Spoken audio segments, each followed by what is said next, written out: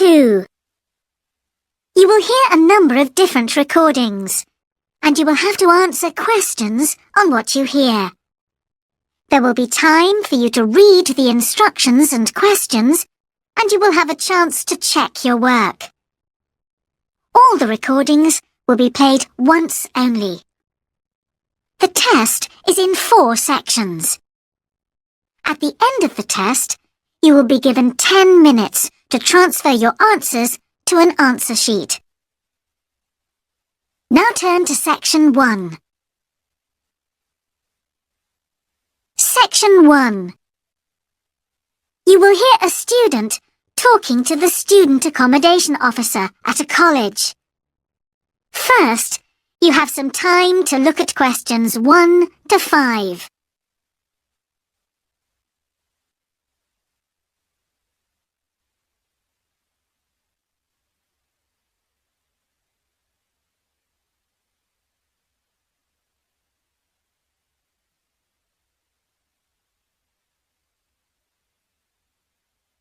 Now we shall begin.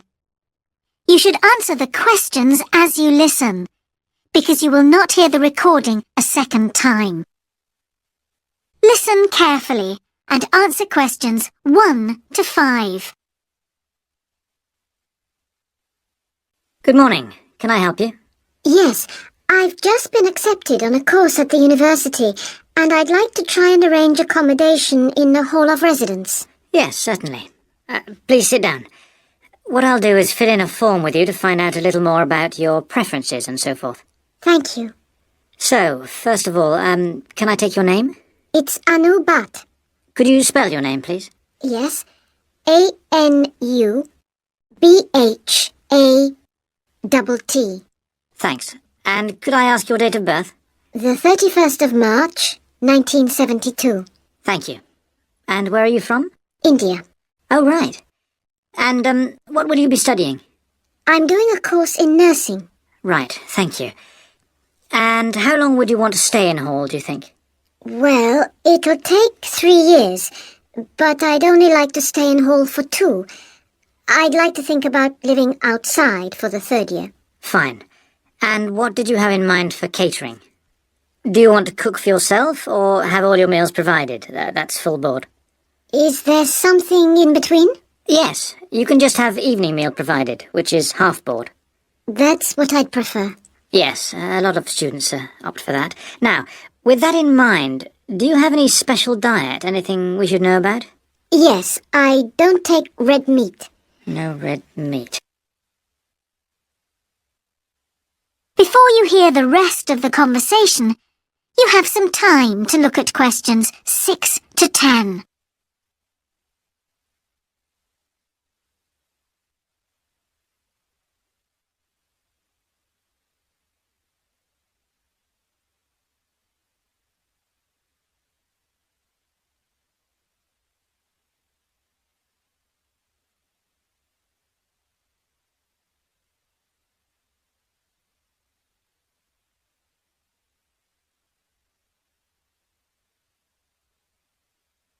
Now listen and answer questions 6 to 10. Now, thinking about the room itself, we have a number of options. You can have a single study bedroom, or you can have a shared one. These are both what we call simple rooms. The other alternative is to opt for a single bedsit, which actually has more space and better facilities. There's about £20 a week difference between them. Well, actually my grant is quite generous, and I think the bedsit sounds the best option. Lovely. I'll put you down for that, and we'll see what availability is like. Now, can I ask some other personal details which we'd like to have on record? Yes, of course. I wonder if you could let us know what your interests are. This might help us get a closer match for placing you in a particular hall. Well, I love the theatre. Right. And I enjoy sports, particularly badminton. Ah, that's worth knowing.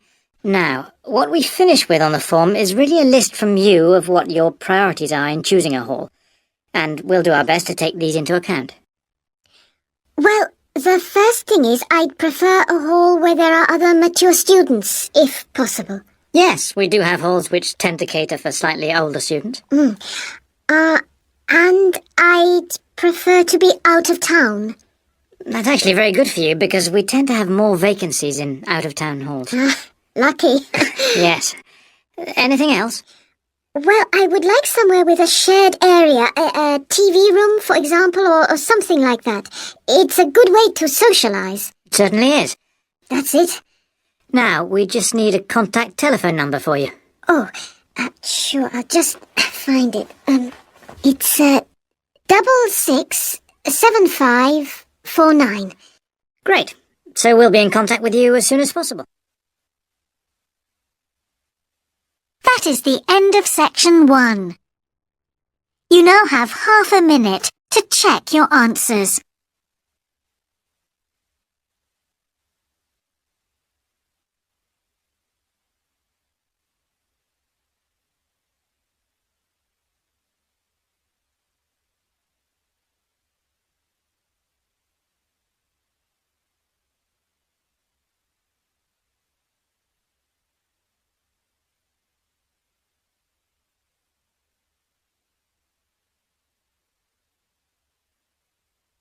Now turn to section 2.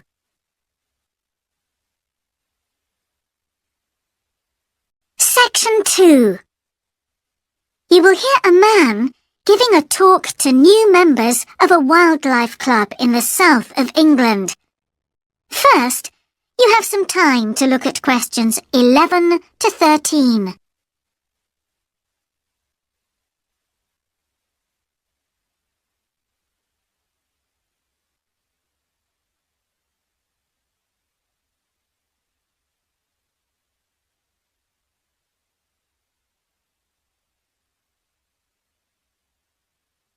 Now listen carefully and answer questions 11 to 13.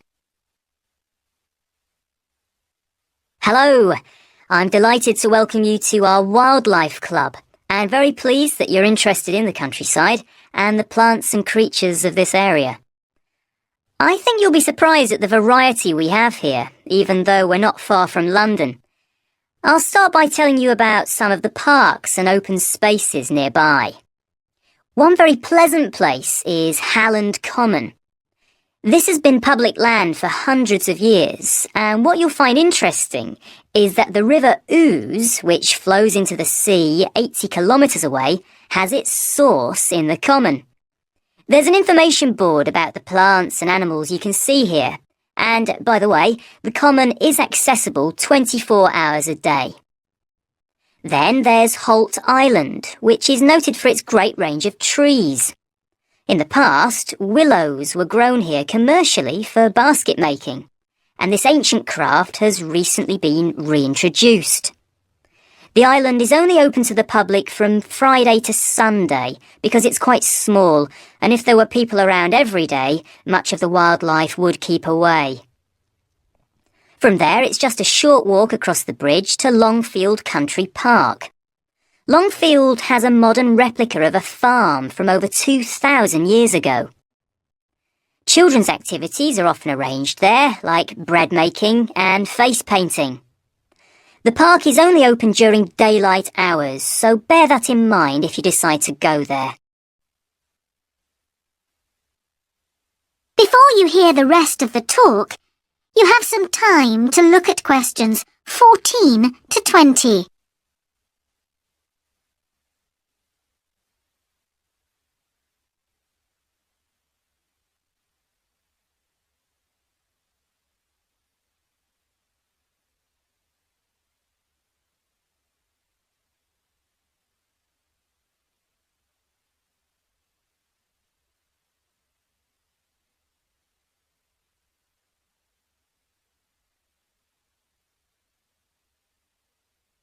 Now listen and answer questions 14 to 20. Longfield Park has a programme of activities throughout the year, and to give you a sample, this is what's happening in the next few days. On Monday, you can learn about herbs and how they've been used over the centuries. You'll start with a tour of our herb garden, practice the technique of using them as colour dyes for cloth, and listen to an illustrated talk about their use in cooking and medicine.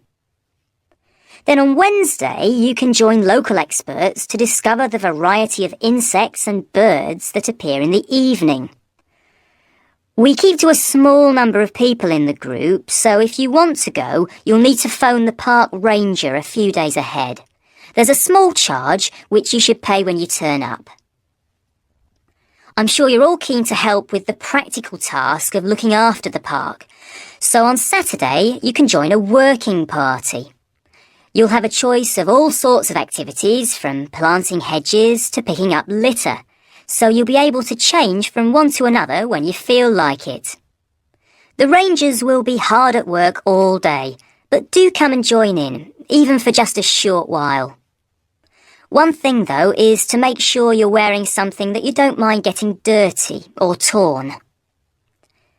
And finally, I'd like to tell you about our new wildlife area, Hinchingbrook Park, which will be opened to the public next month. This slide doesn't really indicate how big it is, but anyway, you can see the 2 gates into the park and the main paths. As you can see, there's a lake in the northwest of the park, with a bird hide to the west of it at the end of a path. So it'll be a nice, quiet place for watching the birds on the lake. Fairly close to where refreshments are available, there's a dog walking area in the southern part of the park, leading off from the path. And if you just want to sit and relax, you can go to the flower garden.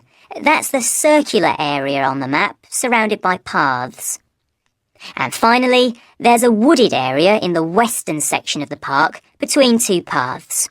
OK, that's enough from me, so let's get on and have a look. That is the end of section 2. You now have half a minute to check your answers.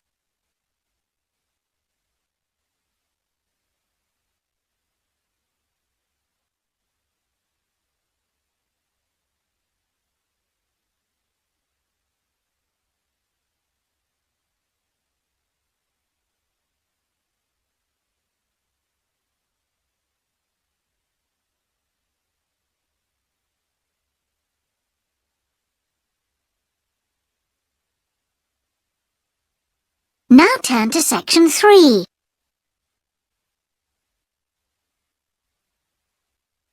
Section 3. You will hear the Director of Studies in an English Language Centre and a student representative talking about their Self-Access Centre. First, you have some time to look at questions 21 to 24.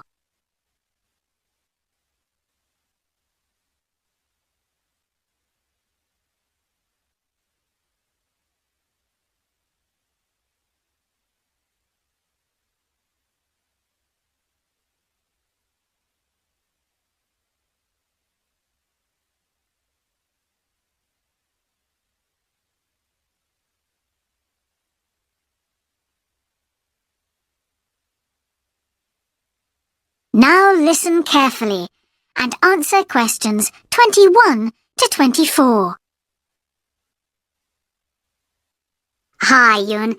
As you know, I've asked you here today to discuss the future of our Self-Access Centre. We have to decide what we want to do about this very important resource for our English language students. So, can you tell me what the students think about this? Well, from the students' point of view, we would like to keep it. The majority of students say that they enjoy using it because it provides a variation on the classroom routine, and they see it as a pretty major component of their course. But we would like to see some improvements to the equipment, particularly the computers. There aren't enough for one each at the moment, and we always have to share. Well, yes, the teachers agree that it is a very valuable resource.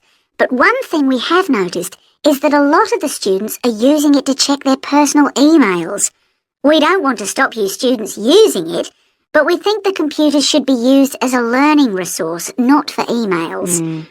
Some of us also think that we could benefit a lot more by relocating the Self-Access Centre to the main university library building. How do you think the students would feel about that, Ewan? Well, the library is big enough to incorporate the self-access centre, but it wouldn't be like a class activity anymore. Our main worry would be not being able to go to a teacher for advice. I'm sure there would be plenty of things to do, but we really need teachers to help us choose the best activities. Well, there would still be a teacher present, and he or she would guide the activities of the students. We wouldn't just leave them to get on with it. Yes, but I think the students would be much happier keeping the existing setup. They really like going to the self-access centre with their teacher and staying together as a group to do activities. If we could just improve the resources and facilities, I think it would be fine. Is the cost going to be a problem? It's not so much the expense that I'm worried about, and we've certainly got room to do it, but it's the problem of timetabling a teacher to be in there outside class hours. If we're going to spend a lot of money on equipment and resources, we really need to make sure that everything is looked after properly. Anyway, let's make some notes to see just what needs doing to improve the centre. Before you hear the rest of the conversation, you have some time to look at questions 25 to 30.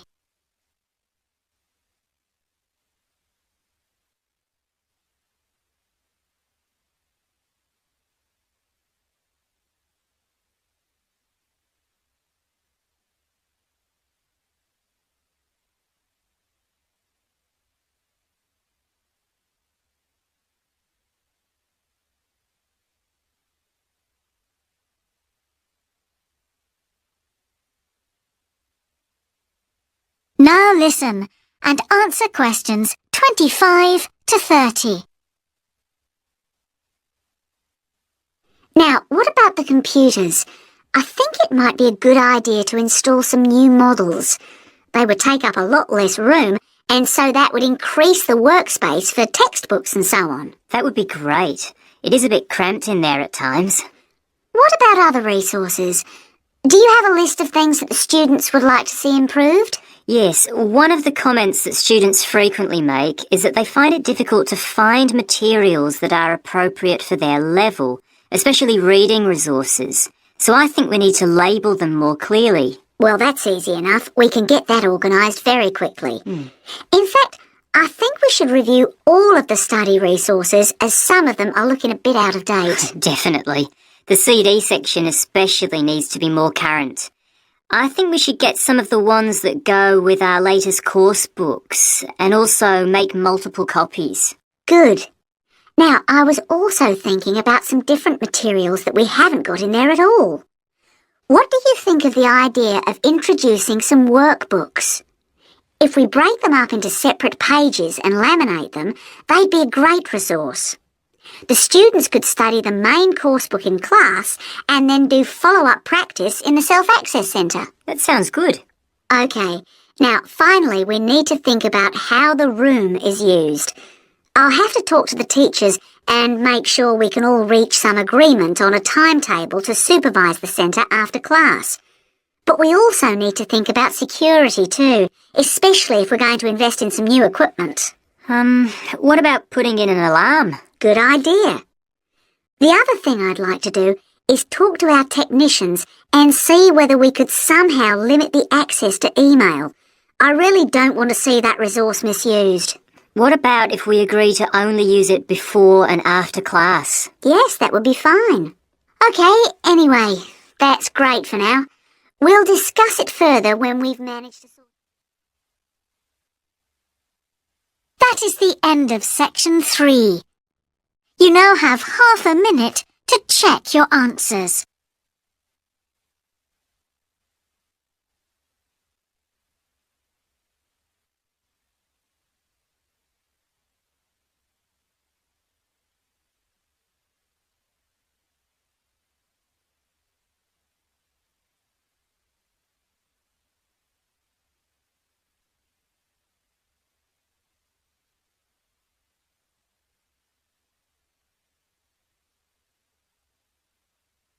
Now turn to section 4.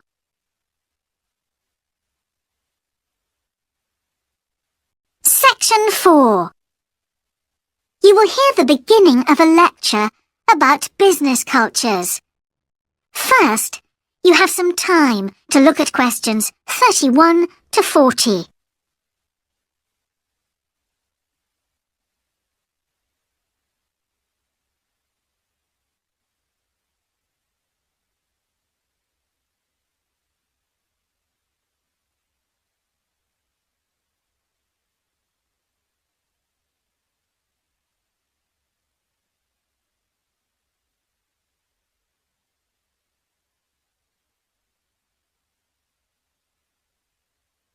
Now listen carefully and answer questions 31 to 40. Good morning, everyone. Now, whether you're going to university to study business or some other subject, many of you will eventually end up working for a company of some kind. Now, when you first start working somewhere, you will realize that the organization you've joined has certain characteristics. And we often refer to these social characteristics as the culture of the organization. This includes its unwritten ideas, beliefs, values, and things like that. One well-known writer has classified company cultures by identifying 4 major types. The first type is called the power culture, and it's usually found in small organizations. It's the type of culture that needs a central source of power to be effective. And because control is in the hands of just 1 or 2 people, there aren't many rules or procedures. Another characteristic is that communication usually takes the form of conversations rather than, say, formal meetings or written memos. Now, one of the benefits of this culture is that the organization has the ability to act quickly. So it responds well to threat or danger on the one hand, and opportunity on the other.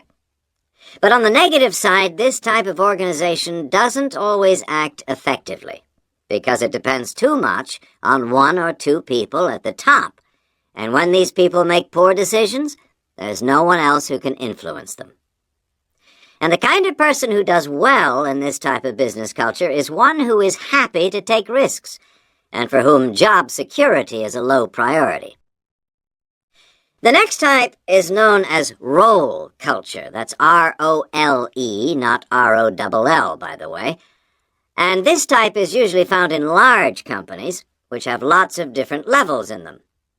These organizations usually have separate departments that specialize in things like finance or sales or maintenance or whatever. Each one is coordinated at the top by a small group of senior managers, and typically everyone's job is controlled by sets of rules and procedures.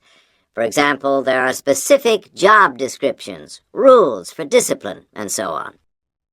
What are the benefits of this kind of culture?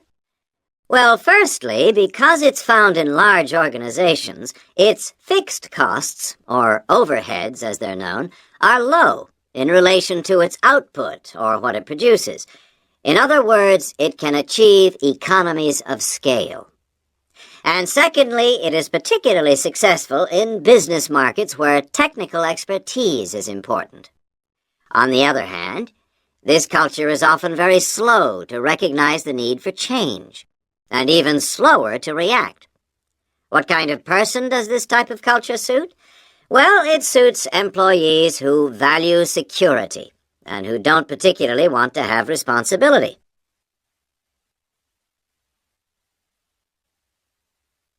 Moving on now to task cultures. This type is found in organizations that are project-oriented. You usually find it where the market for the company's product is extremely competitive, or where the products themselves have a short lifespan. Usually, top management delegates the projects, the people, and other resources, and once these have been allocated, little day-to-day control is exercised from the top, because this would seem like breaking the rules. Now, one of the major benefits of this culture is that it's flexible, but it does have some major disadvantages, too. For instance, it can't produce economies of scale or great depth of expertise. People who like working in groups or teams prefer this type of culture. And finally, the fourth category is called the person culture. This type is quite unusual. That is the end of section 4. You now have half a minute to check your answers.